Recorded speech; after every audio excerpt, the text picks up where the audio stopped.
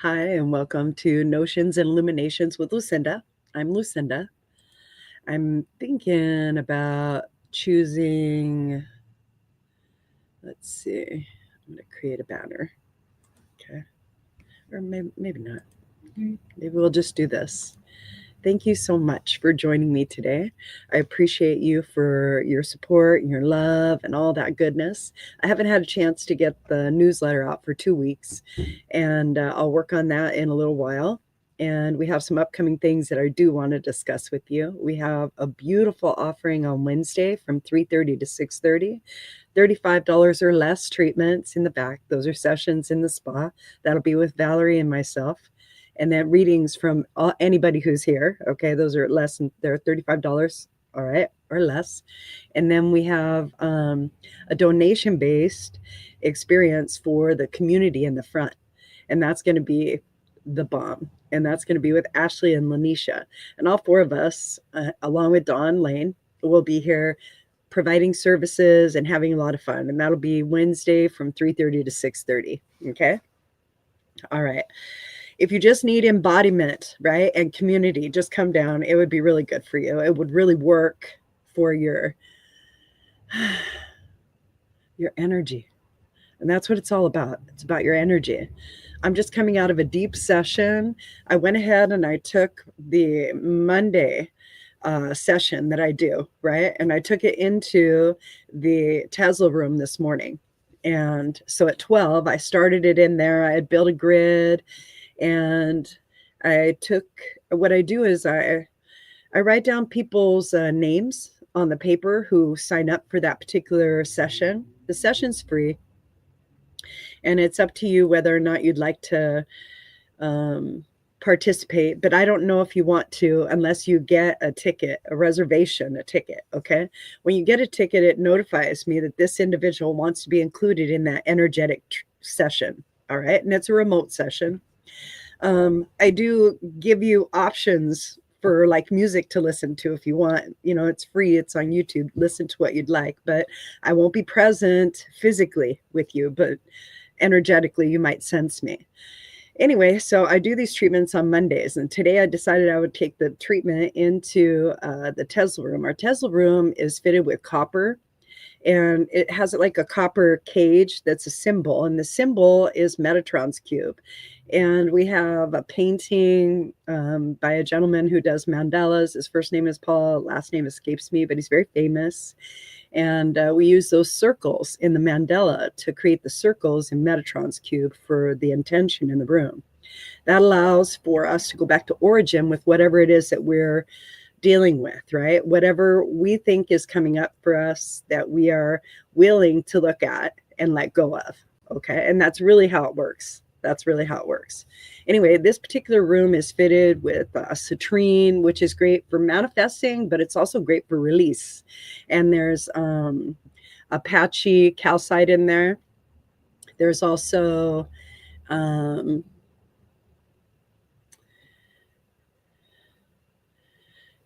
gosh, there's just so many stones in there that is just really beautiful. And there's also salt lamps. The salt lamps create the negative ion therapy that's in there, along with the heated mat, which is an amethyst tourmaline, right? So the tourmaline, when it gets heated with the far infrared, releases these negative ions, and it changes the positively charged. You know how you get crunchy, right? That's too high of a positive charge in your experience. When you go to the beach and you let go and it feels like really good, that's a negative ion charge. Okay.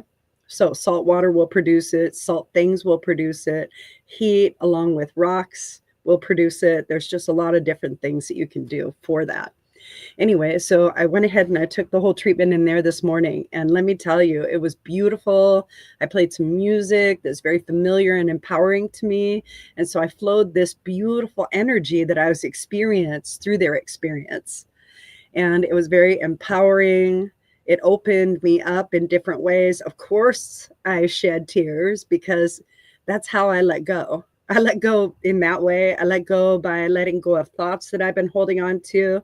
The thoughts that I'm holding on to that seem to be super prevalent when I'm doing like the treatment with people, right? Is that not enough? Like that's the sense that I get, that people are feeling like they're not enough. Wow, right? So you have to start talking to yourself differently. You really do. You have to let go of the story that tells you you're not enough, because it's a truth and it's a perception all at the same time for you. And when you repeat a perception that is a truth to you, it conditions you to be that truth. And the idea is to allow yourself to have an additional perception or a recognition of the duality that you're actually living, right? If it is this bad, it can also be this good, okay? Flipping the script on things, that's not really the way to go.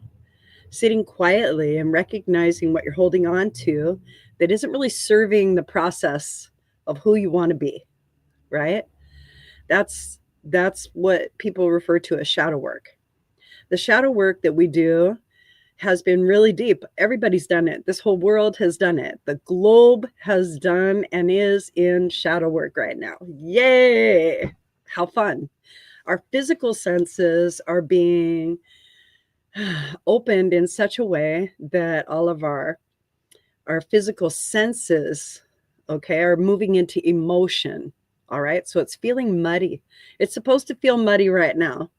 And it's supposed to feel like we don't know anything. And we might be feeling maybe 3 years old. And that's accurate. That's accurate for all the energies that are surrounding us. Okay. You get to choose how you want to comport your energy, how you wish to use it, how you want to apply it, how you want to interact with other people, how you want to interact with yourself. If you practice interacting with yourself in harmony with your alignment and who you truly know yourself to be, instead of resisting and fighting yourself and saying, I'm not that, I'm not enough to be that, right? If you just move into that alignment, you say, yeah, I am a good person. Wow, I am loving. I'm kind. I'm kind. I'm kind to myself. I'm kind to others, right? And don't attach the diminishing phrases that maybe have been there, like, but I don't get it back. Who cares? You're doing it for you. You're not doing it for them. You're doing it for you, so that way you're your most authentic self, how you feel about you, right? And you get to tell the story of that. If you base it on the reaction and responses of others, you make yourself feel powerless. That's what happens. You make yourself feel powerless. When you feel powerless, you have a tendency, people have a tendency to accept the value that others place toward them more readily. And you don't have to do that. Your value and assessment is yours, of you. If you take on somebody else's value and assessment in their opinion and perception of you, then that too becomes yours. What'll happen is that depending on how that scale looks to you, like let's say yours is like right here, but theirs is like right here. Okay. If you constantly replay what they say, you're going to change your vibration to that so that you're comfortable because you've accepted a new alignment. Okay. It doesn't make it wrong. It just means that's what's happened. Okay. When we go through major shifts, okay, and it's overwhelming, okay, because it's overwhelming right now. It's supposed to be overwhelming. We're going into a huge nodal shift. And this last month and a half, 2 months of whatever is left for the Aries node, all right, we're like 3 years old right now. 3. We started at 29. Now we're like 3 years old. And Aries represents our spiritual node, our spiritual understanding. And it went from Taurus because it moves anti, right? In retrograde. Okay. So it went from Taurus, Scorpio, into Aries, Libra, right? And it's going to move Pisces. Yes, yes, into Pisces. Right about the time Saturn and Neptune seem to want to move out or are staying in there for like one more year, I think. So the first year is going to be rocking. Okay. We're going to think we know a lot, and it's going to be a dwindling. The less you know, the less you know, the less you know. And right now, what we're experiencing is what spiritual inspiration are we supposed to take? And it might feel as though it's diminishing, diminishing, diminishing, like we're being left with less resort, less resource, less option. That's not the case.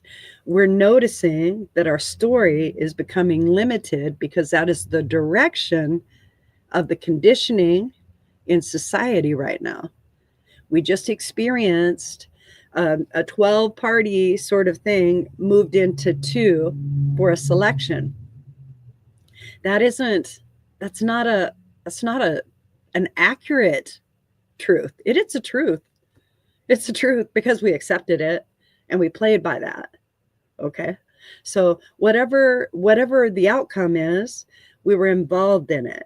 So being involved in it, moving to acceptance of what is, the recognition of what is, not what it means, not what's going to happen.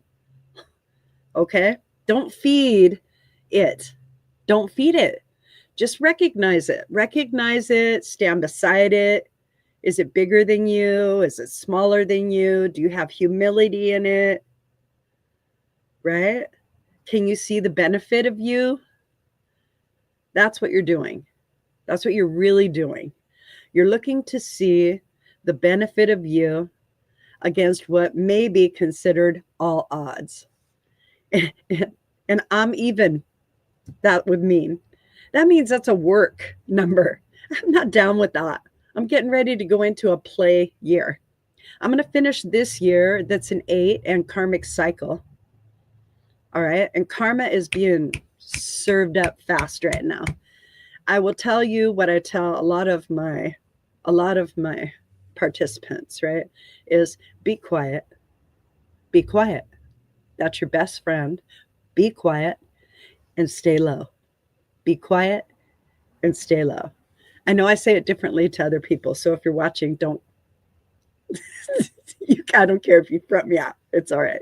I usually say, shut the fuck up. Shut the fuck up, stay low. Because the energy is meaning, right? The message that's out there is meaning to churn you up, to distract you from you. Okay? And it's telling you that this means something to you, and it doesn't. It means absolutely fucking nothing to you. All right? The idea is that the players that are in that want it to mean something to you so that you take them into consideration with your choices. And this is what I ought to say about that. Okay? Be mindful of you.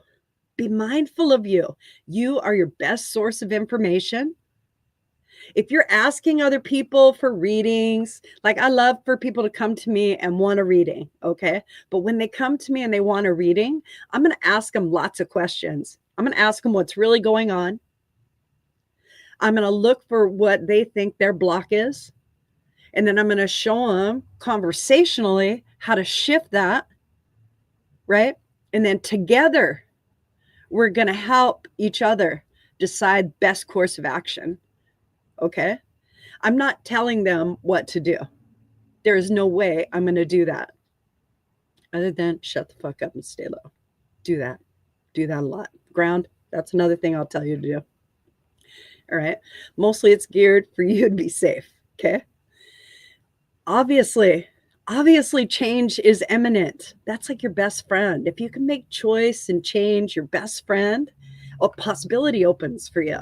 All right. You have a choice whether or not you want to tune into what people are telling you or tune into you. Like, what are you telling you? Are you telling yourself the same thing that those people are telling you? Well, get out of that repetition for a second. Make it devoid of your practice. Stop, right? If watching social media is not giving you what you need to feel nurtured, loved, and supported, maybe you're not ingesting the right content. Maybe you need to change the sort of content that you would like to partake in. And if there is separation and division happening, you need to find several communities that reflect your heart. Several, not one, several. Not because they're going to go away, but because there's power in numbers. There's power in numbers. There's safety in numbers. All right. Yesterday, I experienced something that I haven't experienced in a really long time. And I was really surprised by the actions of the individuals. I was really surprised. So I'm going to offer you a conundrum. Okay. I'm going to offer you a conundrum that I watched unfold yesterday and then prevented from happening at our location. Okay. All right. I observed three people, okay, 2 male, 1 female, and the female was recording, all right, with a nice camera, all right. It was very planned, very staged, and I was at a space that is safe for practitioners such as myself, okay. All right. Obviously, they bought a ticket to come in, and they, next to our booth, right? They asked if they could talk to the individual about their business. They hadn't had a reading yet. This would be their first reading of the day. What transpired was them telling this individual, all right, that they didn't know God.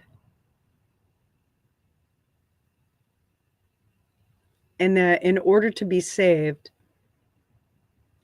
they needed to know God in this version. I was really beside myself because they were not mean. They weren't yelling, but they were uncomfortable, very uncomfortable. All right.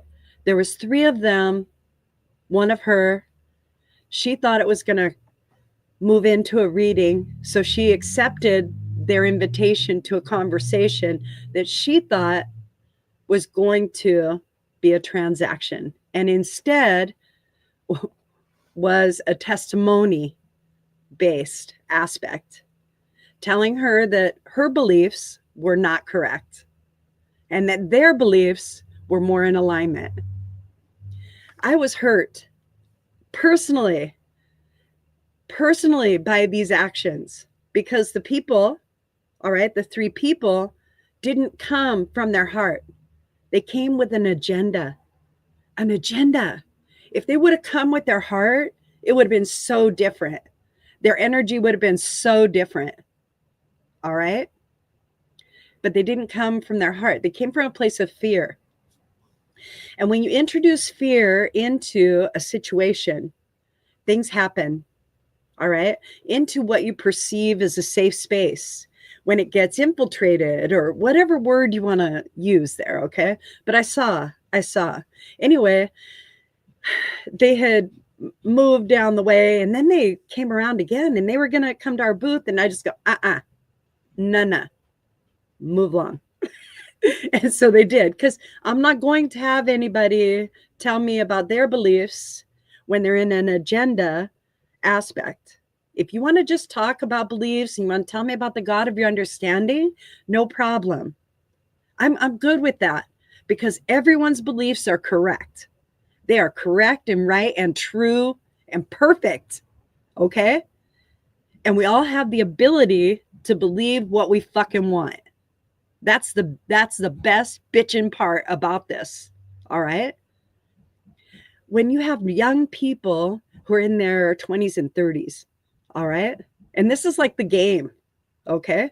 Young people in their 20s and 30s, all right? Not understanding how to navigate those experiences. It is hurtful and harmful because we're all just trying to learn who we are. That's it. They made people cry, telling people about their demons, shit like that. And I'm thinking to myself, wow, well, I hope you accomplished what you wanted, and you did it in the name of Christ Jesus. That's sad. I've never read any text where Christ went and evangelized and told people that they were wrong for having love in their heart. I've never read any text, had any context. No Bible I've ever read, okay? Read. No Bible I've ever read, which I've read several, front to back.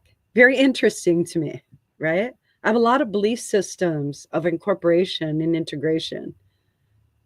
All of us do. We don't know half the time what the belief is that we're handed. So you have to self-regulate. I was just disturbed. I was disturbed because of what happened. I was disturbed. I was deeply disturbed because I thought to myself, I went, wow, even in a safe space, all right, we're going to feel different things, right? And you know how I know it's agenda based? I'm not rolling up to their church trying to tell them about my beliefs. Get it? That's how. And that's how I know. See how easy that is to figure out? That's called street smarts. Okay? When you know somebody isn't coming from their heart, shh. Okay? Just do that. No need to interact. There's no need for you to connect to that. Accept their evidence and their perception and their opinion of you. You don't have to. You just, okay? And you say, have a nice day. All right? It just hurt my heart to know how fragile communities are, right? To see firsthand how much fear there is out there right now. Be swell, okay? Be swell. Be swell to yourself. If you're swell to yourself, chances are you're going to be swell to another human being. Honest. Like if you're swell and loving to yourself, you can't help but be swell and loving to another human being. It'll be in your nature. It'll be in your practice. It'll be who you are. It'll be your story. It'll be what you live. It'll be what you experience. It'll be what you make it. Because that's your life. Well, I think I'm going to jump off my soapbox. I don't even know why I shared that story with you. Maybe I was probably still feeling, I'm still feeling around it. Right? And the only way, just to let you know, here's what happened, right? I went ahead and I circled back. I circled back to the individual where it initiated, and I talked to her.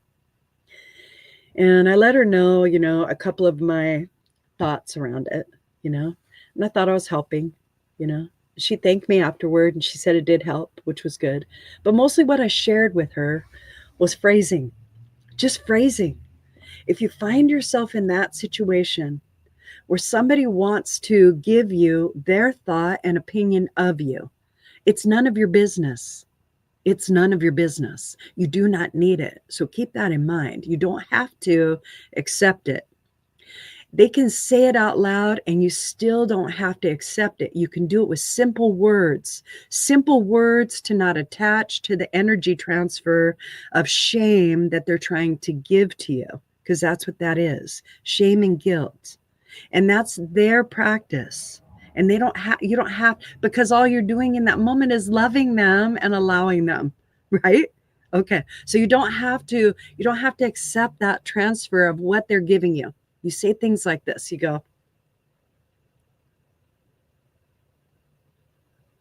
I'm so happy you shared your insights for the God of your understanding. I too have insights about the God of my understanding. Bless you. That's one. That's just one. That's a long one. Here's another one. That's a nice perception.